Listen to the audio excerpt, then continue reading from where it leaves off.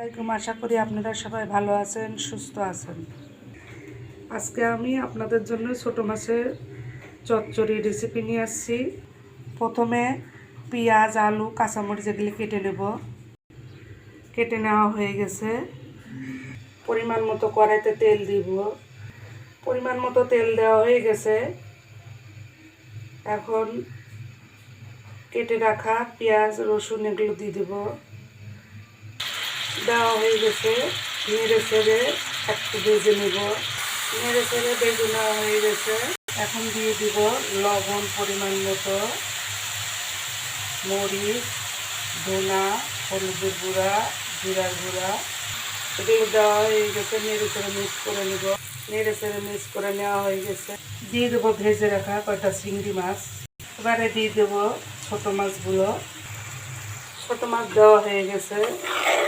ভালো করে একসঙ্গে মিশিয়ে নিব। মিশানো হয়ে গেছে। দিয়ে দিব 4 কাপের 1 কাপ পানি।